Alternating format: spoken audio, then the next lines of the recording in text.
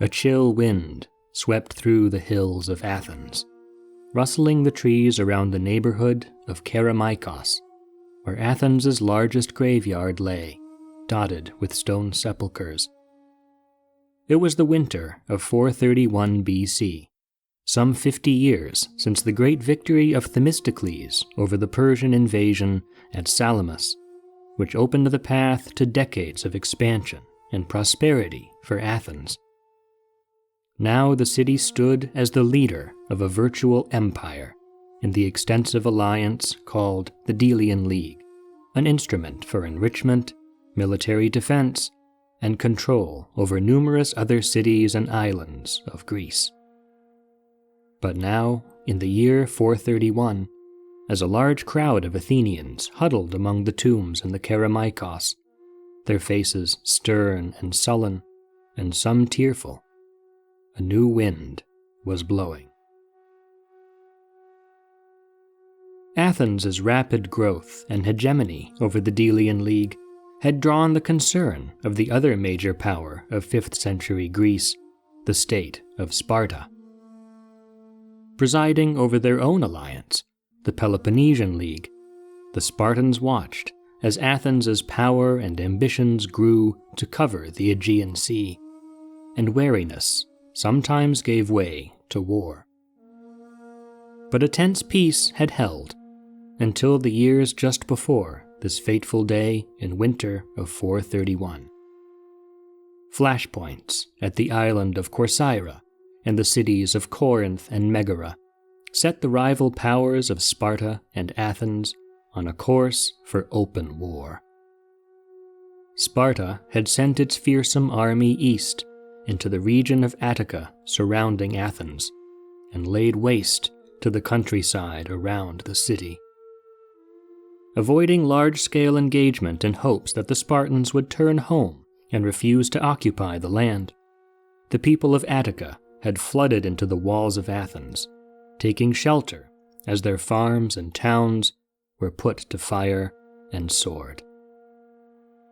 Already, many of Athens' citizen soldiers had fallen in battle, and it was in remembrance of these losses, amid a time of uncertainty and danger, that the citizens of Athens had assembled amid the tombs of the Kerameikos. Athenian custom was to hold an annual funeral at state expense to honor the fallen. 3 days before the ceremony, the bones of the dead were set out in a tent for loved ones to honor and bring offerings to the remains. A funeral procession would follow, when the bones would be gathered into caskets of cypress wood, one belonging to each of the 10 tribes of the Athenian demos. Among them was carried one empty casket to stand for the missing, whose bodies were never recovered. Any citizen of Athens or foreigner could join the procession, and the female relatives were present to voice their grief at the burial. The dead were placed in a public tomb in the cemetery, where the remains of fallen soldiers were customarily interred. After the bones had been laid to rest, a man chosen by the city, whose wisdom and reputation were famed among the community, would give a eulogy over them before the gathered crowd. And this year it was Pericles, son of Xanthippus, who was chosen to give this oration over the dead. A distinguished leader, widely admired, but well known to controversy, Pericles had long been the guiding hand over the Athenian democracy. His policies had strengthened Athens into the great power of Greece, expanded the democracy at home, and transformed the very landscape of Athens into a work of art.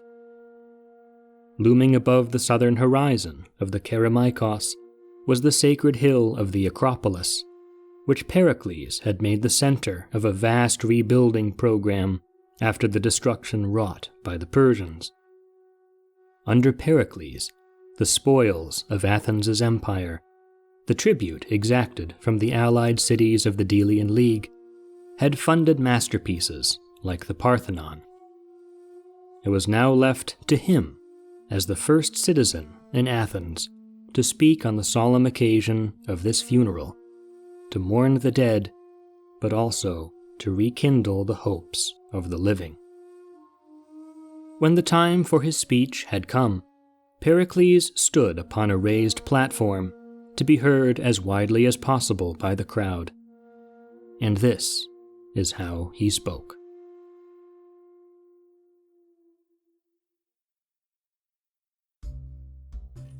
Those who have had the honor of giving this speech before me have praised the man who made the funeral custom a part of our law, reminding us how proper it is that a speech should be given over the burial of our fallen. But as for myself, I think it only natural that the glory of great deeds should be rewarded with deeds in return. And so here we gather, on behalf of those men, at this funeral that all of us, as the people of this city, have put on at our expense. I shall attempt my best to speak worthily of their sacrifice, and to meet the wishes of you, my hearers, to praise and to console and to inspire you to match the deeds of these noble dead. I shall begin with our ancestors. It is right and proper that the honor of first mention falls to them on an occasion such as this. Our forebears have lived in this land from generation to generation, and handed it down to us as a free nation through their valor. And if our more ancient ancestors deserve praise, much more do our own fathers, who added to their inheritance the empire that we Athenians now possess, who spared no sacrifice to be able to leave what they won to us today. And there are few parts of our domains that have not been added and strengthened by those of us standing here, who are still in the prime of life, and you have empowered Athens to thrive in both war and peace, relying on her own resources. Our long history of victories over enemies, Greek and barbarian, is a theme too well known to my hearers for me to expand on, and therefore I shall pass it by. But what was the path for us to reach our position? What was the form of government that enabled our glory to grow? What was the way of life that gave it strength? These are the questions I'd like to answer before I proceed to my praises of the dead, for they teach us lessons that all of us here, citizen and foreigner alike, may learn for the better. Our Constitution does not copy the laws of our neighbors. We are not imitators, but a model to others. And our government favors the many instead of the few, the reason why it is called a democracy. And if we look to the laws, they grant equal justice to all in their individual differences. Here, status does not stand in the way of merit, nor does poverty, when anyone can serve the greater good as a part of our Athenian state. And the freedom we enjoy in our city extends just as much to our ordinary lives. Far from meddling in each other's affairs, we don't judge our neighbors for doing what they like and living how they wish.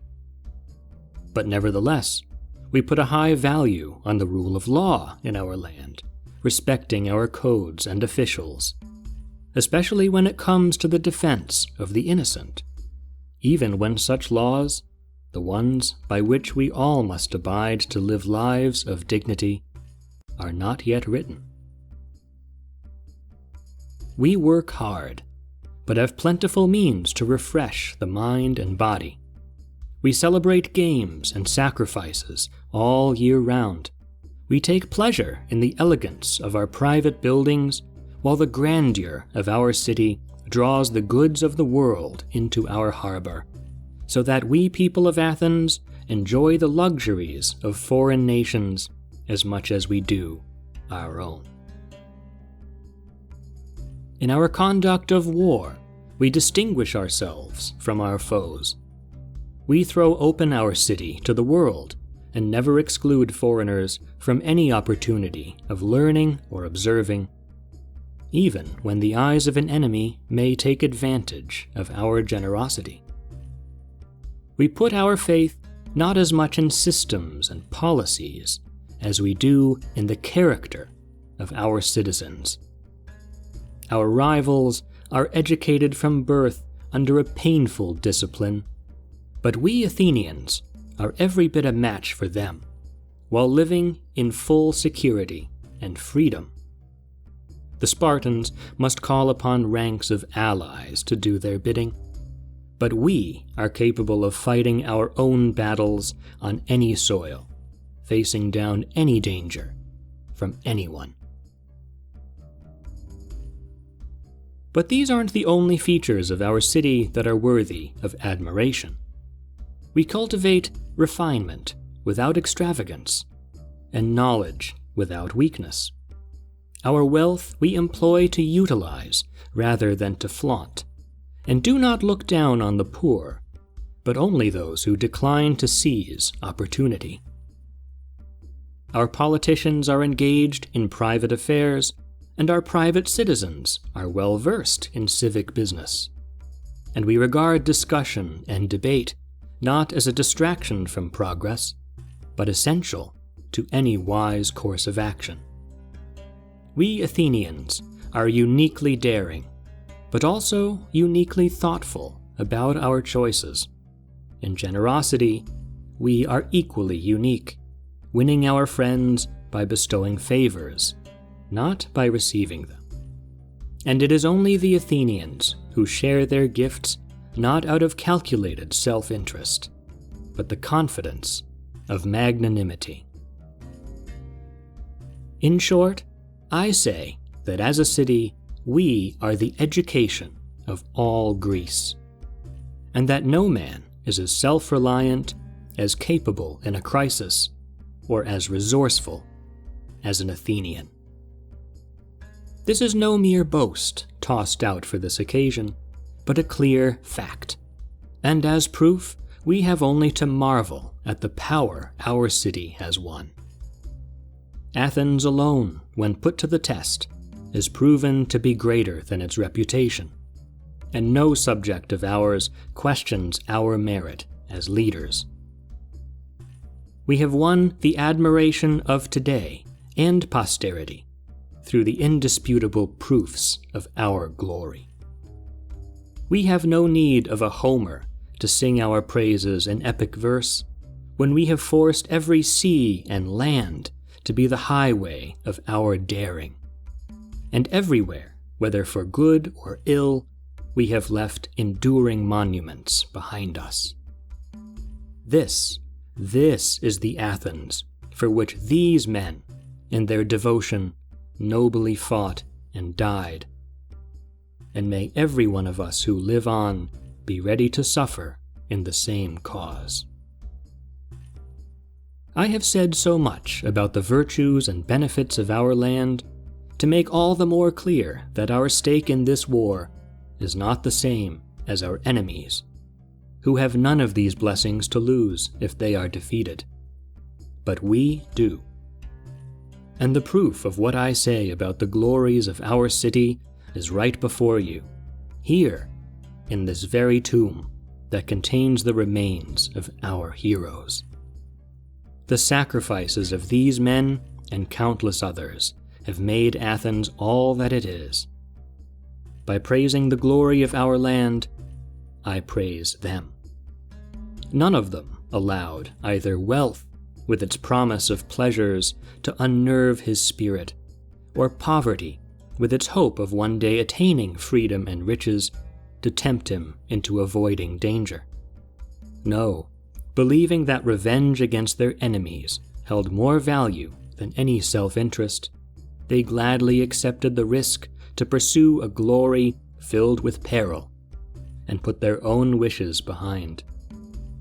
choosing to die resisting, rather than to live submitting.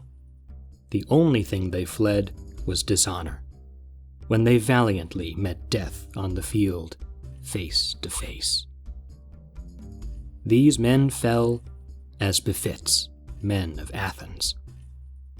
And now you, their survivors, must show the same devotion and selflessness as they did. You must yourselves make real the power of Athens, and feast your eyes upon her every day until you are filled to the brim with love of your country. Remember that it was courage and duty that enabled our people to win all of this, who laid down their valor and their lives for Athens as the noblest contribution they could offer. And for this, they have earned a fame that will never grow old, and a tomb that will preserve their glory and the memory of Athenians. For heroes have all the earth as their sepulchre. Even in lands far from their own, there is enshrined in every heart an unwritten epitaph of their deeds. Take these heroes, as your example. Know that happiness is born of freedom, and freedom from courage, and never flee from the perils of war. And so it is consolation, not condolences, that I offer to the parents of the dead who may lie here.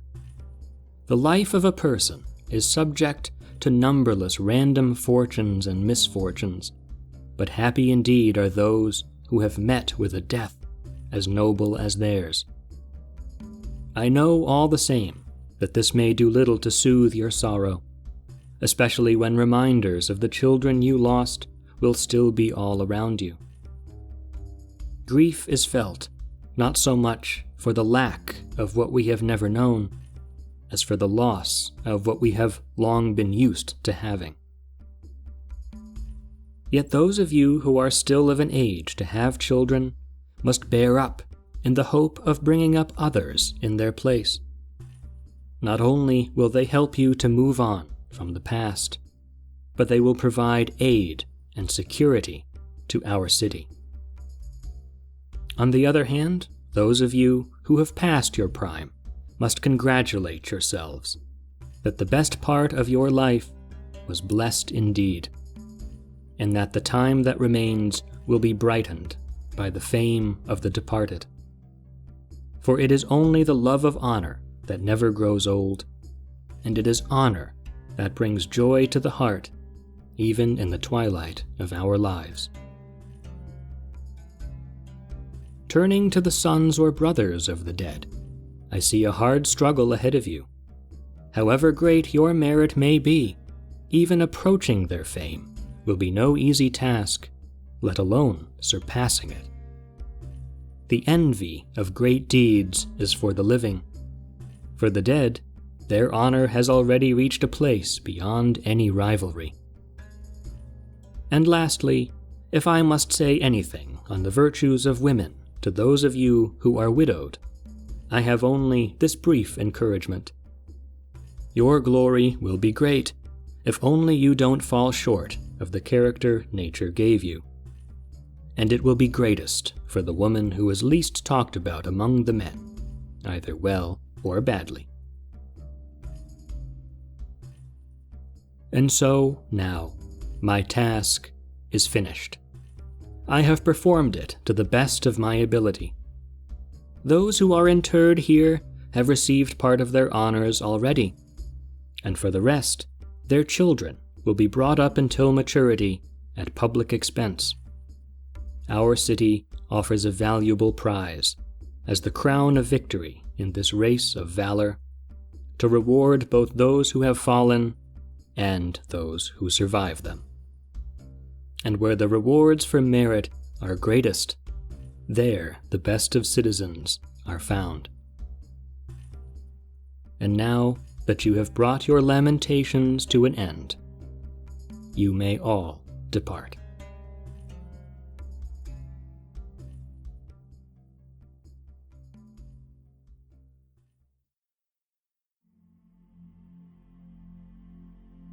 Pericles left his platform and went forth from the cemetery of the Kerameikos.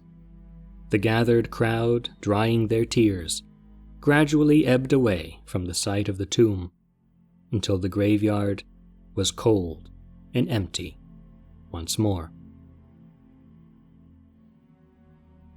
This, then, was the public funeral that took place after the first year of war with the Spartans was coming to a close.